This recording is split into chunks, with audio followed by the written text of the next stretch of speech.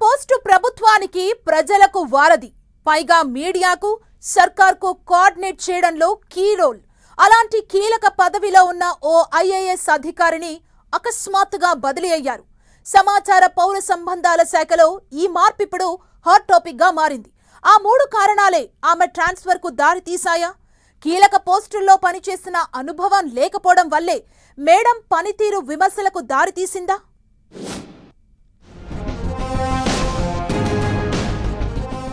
INPR commissioner బదిలీ అందుకేనా?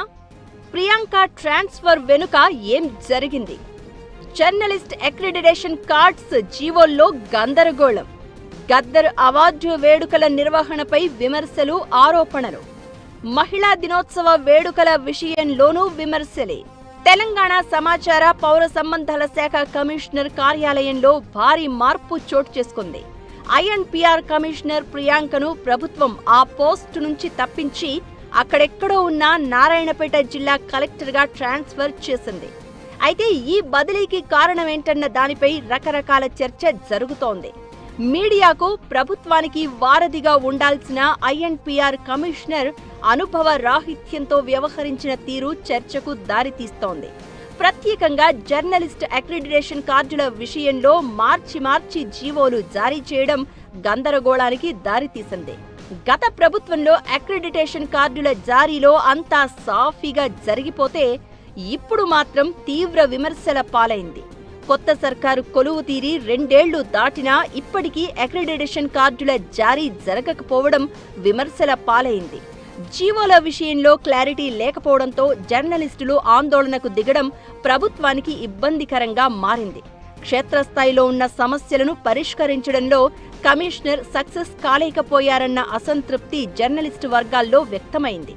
అంతేకాదు, అక్రిడిటేషన్ కార్డుల కోసం సమాచార పౌర శాఖ తెచ్చిన జీవో వివాదాస్పదమైంది.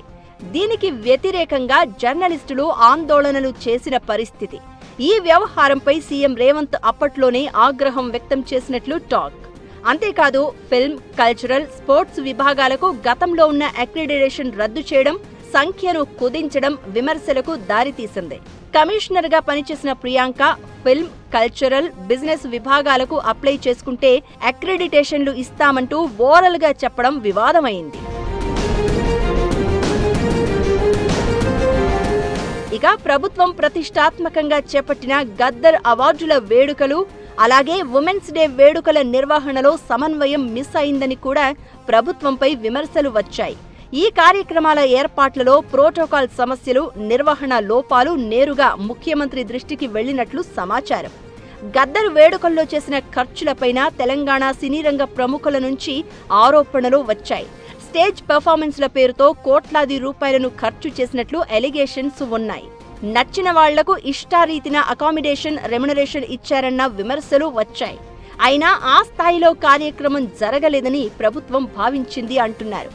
ఇక ఉమెన్స్ డే వేడుకల సందర్భంగా ఉమెన్ జర్నలిస్టులకు ఆహ్వానం విషయంలో అవార్డుల ఎంపికలో ఐఎన్పిఆర్ అధికారులు ఇష్టారాజ్యంగా, సమన్వయం లేకుండా వ్యవహరించారని కూడా ప్రభుత్వ పెద్దల దృష్టికి వచ్చిందట.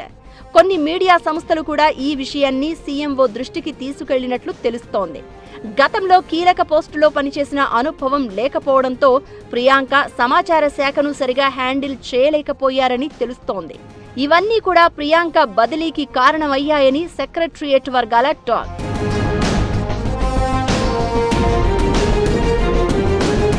ప్రభుత్వ ఇమేజ్ను ప్రజల్లోకి పాజిటివ్ వేలో తీసుకువెళ్లాల్సిన సమాచార శాఖే ప్రభుత్వానికి కొత్త తలనొప్పులు తెచ్చిపెడుతున్నట్లు ఆ శాఖ మంత్రి కూడా పలుసార్లు సీరియస్ అయినట్లు తెలుస్తోంది. అందుకే ఎలాంటి జాప్యం లేకుండా సమర్థవంతంగా పనిచేసే అధికారి కోసం ట్రాన్స్ఫర్ చేశారని అంటున్నారు.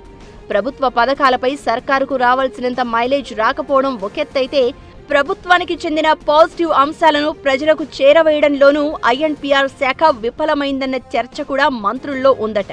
ఇక వచ్చేది ఎన్నికల సమయం. కీలక నిర్ణయాల సమయంలో సమాచార పౌర సంబంధాల శాఖలో లోపం ఉండకూడదనే ఉద్దేశంతోనే ఈ బదిలీ జరిగినట్లు గుసగుసలు వినిపిస్తున్నాయి. కీలక శాఖ పనితీరుతో ప్రభుత్వానికి రావాల్సినంత హైప్ రాకపోవడంతో ఐఏఎస్ ప్రియాంకను నారాయణపేట జిల్లా కలెక్టర్గా బదిలీ చేసి ఐఎన్పిఆర్ కమిషనర్గా ముకుందరెడ్డికి బాధ్యతలు అప్పగించారని అంటున్నారు. కొత్త కమిషనర్ INPR లో పెండింగ్ లో ఉన్న సమస్యలను ఎలా పరిష్కరిస్తారో చూడాలి మరి.